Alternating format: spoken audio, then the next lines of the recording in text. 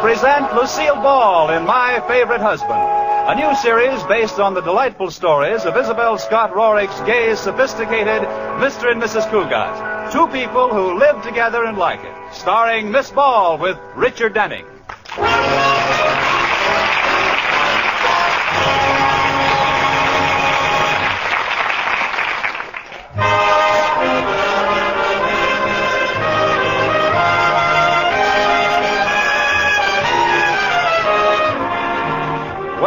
Let's look in on the Cougats and see what they're doing. It is morning, and Katie, the maid, has just put breakfast on the table. And George and Liz are sitting down to it. That coffee smells good. Paper's right in front of you, George. Why don't you read it? Oh, no. As soon as I pick it up, you'll start your usual squawking about not seeing my face at the breakfast table. No, I won't, George, honest. Now, this should be interesting. Liz, you tore a hole in the paper. Yeah, I get to see your face at breakfast, and you get to read the paper. See? Don't have to. How can I read with a hole in the paper? Well, read around it. Oh. I saved all the little pieces I tore out, and you can read what you missed later. Great. I'm looking at you through an automobile ad. Well, what's so funny about that? The new Nash has blue eyes for headlights. And your ears look like both doors are wide open. Well, I'm glad you find it amusing. Katie, may I have some more coffee, please? Certainly, Mr. Cougat. Oh, what happened to the paper? Did the dog get at it? No, the cat. I did it, Katie. I had to, because he's always reading at the table and never knows I'm here. Good for you. I had the same trouble with my first husband, Clarence. One morning, I put an old floor mop in the chair to see if he'd noticed the difference. Did he? Yes, he complimented me on my new hairdo. Then I did something awful. I set fire to his paper. Well, that must have burned him up. Oh, Mrs. Cougat. Pretty bad, huh? Well, it's early in the morning. Well, you're excused. Hey, look here. A story about my old girlfriend, Myra Ponsonby. Well, we haven't heard from her in ages. What does she say is new in Lower Slobovia? There you go again. Just because I went around with her in college is no reason to be jealous. I'm not jealous. I just wish she'd drop dead, that's all. Liz, you sound so bitter. I am. There isn't room for both of us in the same town. Well, better watch what you say, Liz. You may have to move. After all, they're still writing news stories about Myra. Why? What happened to dear old Myra, I hope? Well, she's driving into town from her country place. Well, now that ought to crowd the United Nations off the front page. It says she has a new imported car called a Zebra. The upholstery is bright yellow with black streaks. She must have bought it to match your hair. Oh, now you're really being catty. I am not. I'm glad she got a car. It was dangerous flying around on that broomstick. I'd sure like to see that car. So would I. I'd like to see it run over a cliff. Oh, don't worry about Myra. She's a wonderful driver. Why, she drives like she was part of the car. I know. She rides a horse the same way. Very good. I wonder if her husband Minky is coming with her. Mr. Minky, the Peanut King. Oh, that poor little man. He seems very happy with Myra. Happy? She doesn't pay attention to anything but his money. The only excitement he gets is going down to the warehouse and running barefoot through his goobers. Now listen, Liz, Myra... Oh, Myra Schmyra, Myra this, Myra that. Myra's a wonderful driver. Well, I could be a wonderful driver, too, if I knew how to drive. Yeah, that would help. George, give me another lesson. Oh, no, thank you. You haven't given me a driving lesson since last May. I know, and I just stopped shaking this morning. Well, I wasn't so bad. All I did was forget to turn and went straight. Would have been all right if we weren't on a dead-end street. Oh, it was such a beautiful car. I miss it. You know, it's still stuck in that house, Liz. It is? Yeah. I'll bet they're the only people in town with a new Hudson in the kitchen. Oh, George, give me another lesson. No. The answer is no. Absolutely no.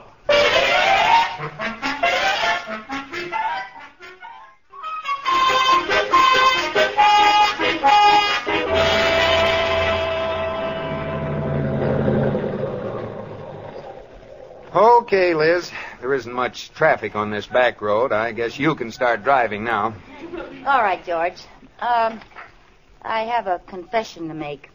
While I was waiting for you to come home, I sort of practiced in the driveway. Oh, good. Do you remember what you did? Oh, yes.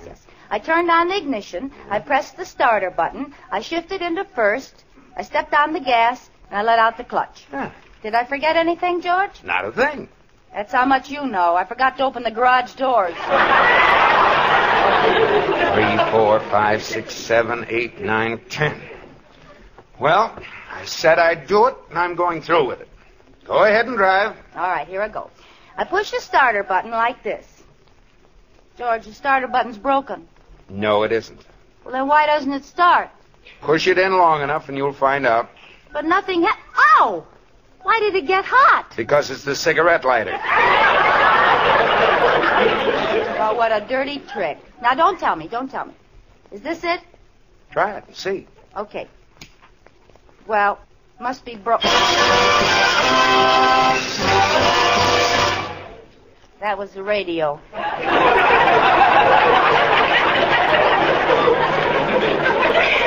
Yeah. Now, I don't want to suggest anything radical, but what do you think that little button that says starter is for? Oh, yes, I'm excited. Here we go. Hooray! It started. Yeah, congratulations. Why aren't we going? Well, you forgot a little thing called putting it in gear. Oh, that. No! Am I doing something wrong, George? Throw out the clutch. What's the matter with it? Nothing. Well, then why should I throw it out? Step on the clutch. Push it in. Well, why didn't you say so? My goodness, you get so excited. I'm not excited. And what's that white stuff around your mouth? It's just a little foam. Now you have the clutch out and the motor on. Shift into low. Now, wait a minute. Low is up here, isn't it? No. Oh, I know. Down here. Up here? There's only one place left. Oh, it's here. There. Now what do I do? Let the clutch out. Okay. Oh. What happened? George, say something. Wait till I get my head out of the back seat. I think my neck is broken. You know, this car doesn't work very well. Start it again. I'll brace myself. All right.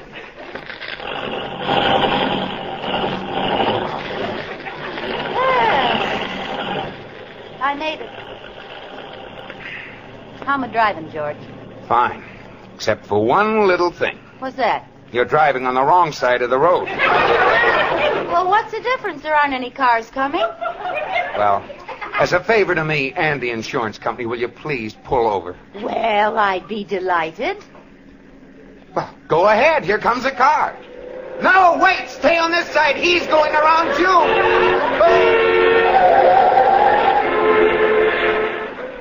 What a reckless driver.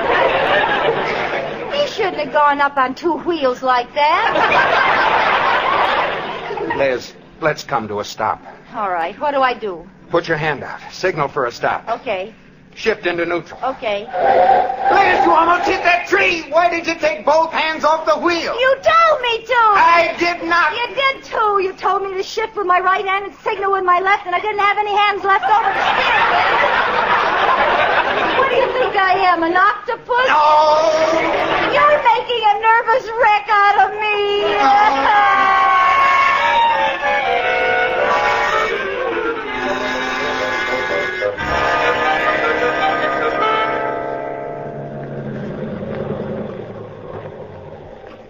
Oh, Corey, do you really think I'll pass my driver's license test? Why not? You have the best teacher in the world, old Professor Cartwright himself. I promise you won't tell George you helped me. Oh, I won't let on. I'll tell him my hair suddenly turned white without any reason. Did I frighten you when I went between those two cars? Well, I was watching pretty closely. Well, I'm glad one of us was watching. I had my eyes closed. Well, you better keep them open when you take your test. I guess I'll go in now while I have my nerve. Why don't you go get a bite to eat? Oh, I couldn't eat a thing. I already have something in my mouth. What? My heart. Good luck, Liz. Keep your fingers crossed for me.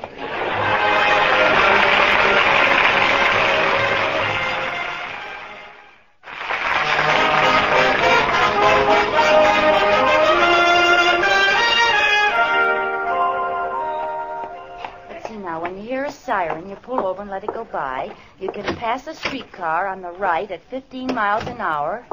I wonder how fast you can pass it on the left. Yes? Oh, how do you do? I'd like to get a driver's license, please. All right. Name, please? Elizabeth Cougat. Address? 321 Bundy. Uh-huh. Race? Of course not. I don't even have a driver's license.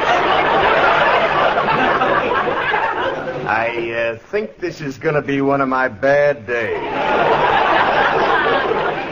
How much do you weigh? Yes. 285. Very amusing. 118. How old are you? 21. I haven't missed on that one in a long time. You know, it's funny, but there are no women drivers in the United States over 21. May I have my license now? Not yet. How tall are you? Well, what's this got to do with driving? Why are you asking all these questions? We want to find out what size car you'll wear. How tall? With heels or in my stocking feet? Well, what's the difference? About 3 inches. I'm 5'6" without them. Eyes? Yes, 2. Blue. Thank you. And red. What? My hair is red. That's the next question, isn't it? Naturally? Well, just a little henna rinse now and then. Well, the fingerprint, and that does it. Give me your right thumb, please. What for? I want to hitch a ride home, and mine is tired. I'm going to take your fingerprint. I don't want to put my thumb in that dirty old ink. Now, this won't hurt a bit. No, Just give I me your don't right want hand to and put we'll my it thumb in the ink. Well, did you get my fingerprint? Yes. Right on the end of my nose. What are you laughing at? I'm happy. This is my last day on this detail. They're moving me over to the homicide squad where things will be nice and peaceful. Congratulations. Now, may I have my license? No, let's just test your eyes. Now, I'll hold this white card over your eye and you tell me what you see. A white card. Now, what do you see out of the other eye? Nothing. Why not? It's closed. Well, open it! Now, read those letters on the wall over there. Okay. M-E-N. Not on the door, on the wall! Oh, never mind. Go ahead on to the driving part of the test. You're not going to pass that. What makes you so sure? I know the man who's going to give you the test. Oh, who is it? Me. Oh.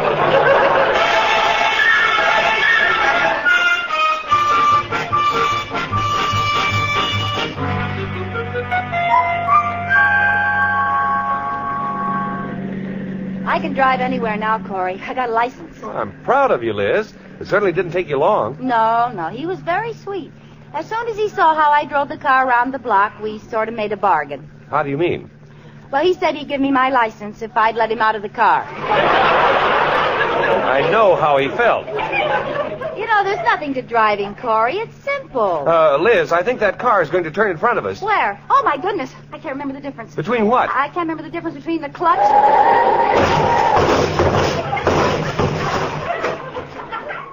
and the brake. Smoke. Are you all right, Liz? Yes, but the car, it's ruined. Well, I'll get out and see what the damage is. The other car seems to be all right. Well, I might have known. Look, it's a dumb woman driver. You better just sit here in the car, Liz. Oh, no, I won't. I want to have a word with this character. But, Liz, it was your fault. How could it be my fault? I wasn't even looking at her. Well, watch what you say, then. I'll be very polite. Pardon me, madam, but do you by any chance happen to be the stupid dame who just smashed into me? Look, honey, you had plenty of time to stop. When did you get your driver's license? This morning? No, this afternoon. Why didn't you give a signal? I did. I know I had my hand out the window. I was drying my nail polish. So there. Oh, you're too fat anyway. Oh, if you're going to take that kind of an attitude, I'll just have to get an impartial witness. All right. We'll ask this kindly old gentleman standing on the corner.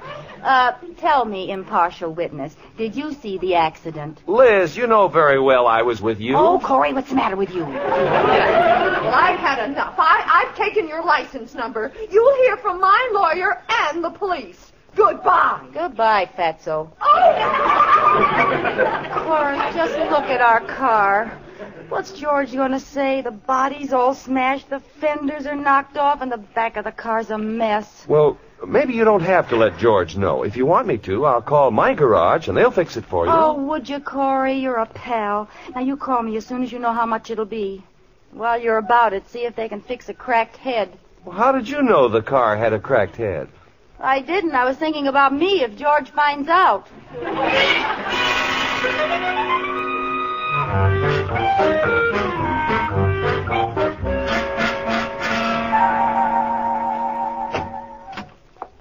Is that you, Liz? Yes, dear. Did you get your driver's license? Yes. How'd you know? Oh, some fella from the bank saw you over there. Oh. Well, you're a full-fledged driver. Mm-hmm. Where's the car?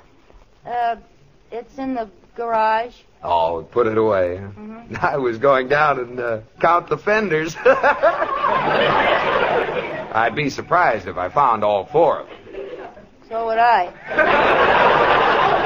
Well, you've got to expect a little kidding when you first learn, Liz. I know. Is dinner ready? Yeah, not yet. Say, did you see the paper tonight? No, why? There was some bad news. Myra Ponsonby's missing. Oh, really? What was the bad news? No, I'm serious. She should have been in town this morning, and nobody knows what's happened to her. Minky called the police. He's afraid somebody made off with her. Well, if somebody made off with her, it serves them right. Oh, Liz, I'm surprised at you. Myra's very life may be in danger. Minky's offered a reward, $10,000. Dollars or peanuts? Very funny. But I don't understand it. She just disappeared into thin air. Do you mind if we talk about something else? I even started to worry about you. What made you so late getting home? Late? Oh, I was just late. Oh, I thought maybe you'd run into an old friend. No, it was a stranger. Honey, you're acting funny, like you've done something wrong. Me?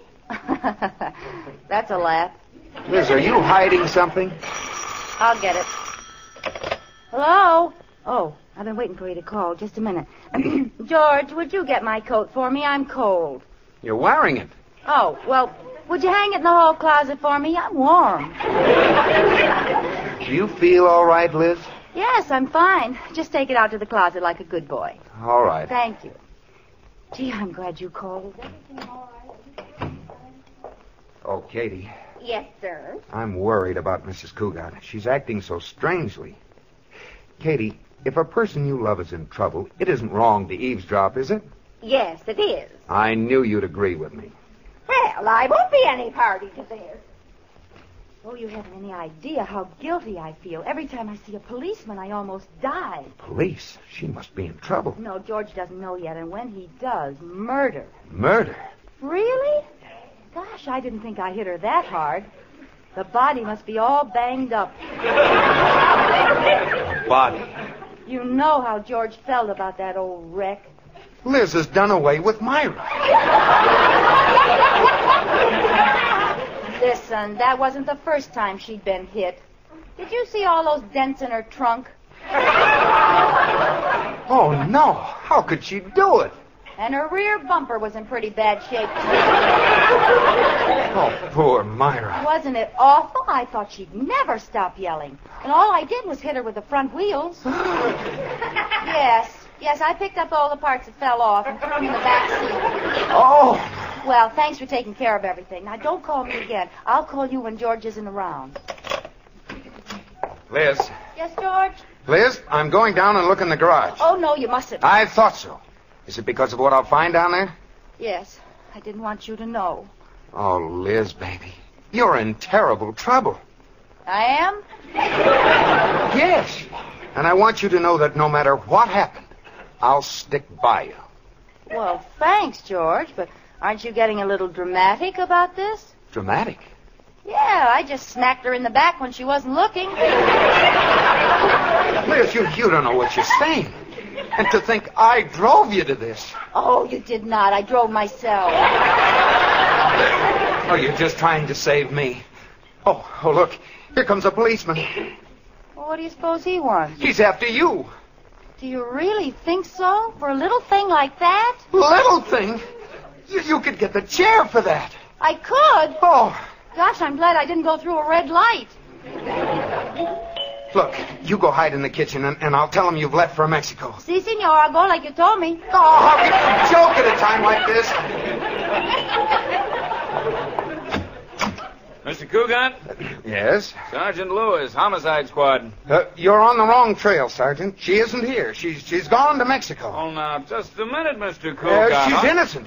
She didn't even know Myra Ponsonby. And besides, she's insane. She must be. She married me. We're both insane. Cougat, if you don't mind. Oh, you'll never convict her. I'll fight this in every court of the land. Mr. Cougat, I just came here to make a routine check. But suppose you tell me what you know about this case. Who is this she you're talking about? Pardon me, Mrs. Cougat. Who's in the living room? A policeman, Katie. He came to arrest me. Arrest you? What for? For having a little accident this afternoon. My goodness, George acts like I killed somebody. He told me to hide in the kitchen until the police were gone. Oh, it's certainly wonderful of Mr. Cougat to shield you like this. I know. I appreciate it, but it just doesn't seem right. I feel so sneaky cowering in the kitchen.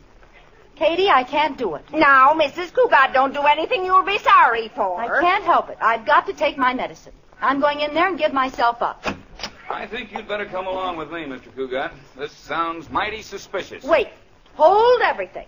I confess. I'm guilty. Liz! I can't go on like this, George. I did it, and I've got to pay the penalty. Officer, put the bracelets on me. Now, Liz, don't say a word until I get a lawyer. They can't prove a thing.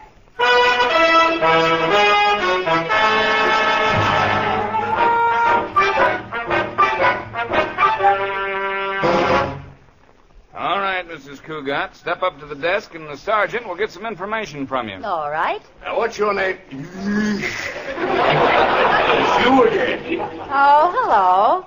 How do you like it here in Homicide? Everything's been dead up till now. Well, this is a very sweet little jail you have here. Well, it's not much, but you'll call it home. Now, don't give me any trouble, lady. Just answer my questions. You ready? I don't like you. Liz, don't be fresh. This may mean your life. Oh, George. Okay, let's get this over with. What's your name? Elizabeth Cougat. Address? 321 Bundy. Age? 21. How much do you weigh? 118. How much do you weigh? 195. Age? 32. Address? 410 Crescent. What's your name? Frank Nelson. Say, wait a minute! Who's doing what to who? Well, she got you that time, Frank. Hey, let me try. Oh, no. Nobody can do that to me. We'll try it again. What's your name? Elizabeth Cougat. Oh, no, that's how you got me last time. You start. All right. What's your name? Frank Nelson. Address? 410 Crescent. Age? 32. How much do you weigh? 195. How much do you weigh? 4 pounds. Age? 85. Address? Gettysburg. What's your name? Abraham Lincoln. I knew I But, Frank, you didn't. could do it. I did, too. Oh, yeah? What'd she say? Yeah. Now, let me handle this. What's your name? Elizabeth Cougat. What's your name? Martin Lewis. How do you do? This is Frank Nelson. How do you do? How do you go? Wait a minute!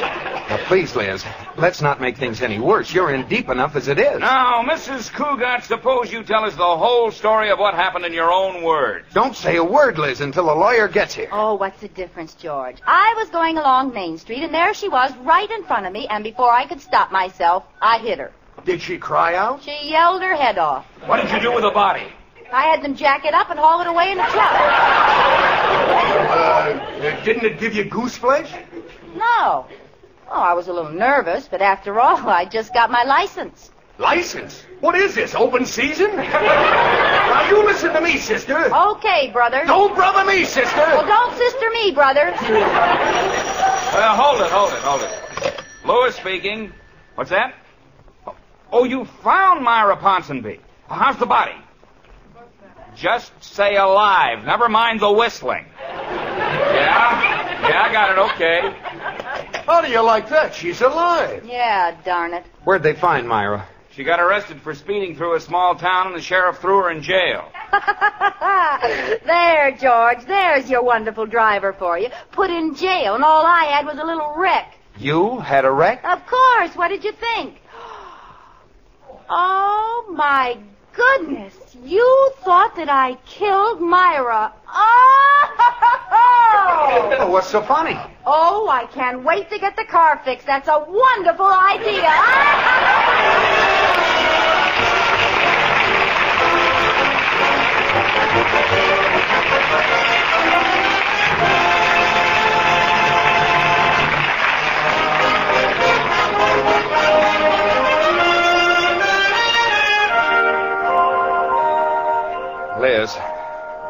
Liz. For heaven's sakes, put down that book and turn out the light. It's almost 2 o'clock. I've only got one more chapter to read, George. I got to find out who committed the murder. I'm certain it was the upstairs maid. No, it wasn't. It was the butler. Oh, George, why did you tell me? Yeah, now maybe you'll put out the light. Oh, all right. George? Are you sure it was the butler? Yes, I'm positive. Now go to sleep. Well, the way I had it figured, when the crime was committed, the upstairs maid was downstairs, and the downstairs maid was upstairs. Still, if the upstairs maid had seen the downstairs maid coming up the front stairs, she would have gone down the back stairs. Of course, if the downstairs maid had come up the back stairs when the upstairs maid was coming down, she'd have known the upstairs maid wasn't downstairs. It's too bad they didn't have an elevator. Honey, believe me, it was the butler. He killed his wife. Oh. But why did he kill her? He killed her because she talked too much when he was trying to go to sleep. Oh. Good night, George.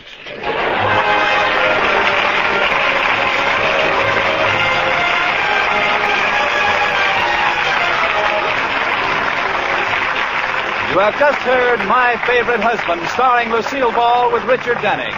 Also heard in tonight's cast were John Heastand, Ruth Parrott, Frank Nelson, Bea Benaderet, and Herb Vigran. The program was produced and directed by Jess Oppenheimer, who wrote the script with Madeline Pugh and Bob Carroll, Jr. Original music was by Marlon Skiles and was conducted by Wilbur Hatch. And now stay tuned for The Camel Caravan, starring Vaughn Monroe. This is CBS, the Columbia Broadcasting System.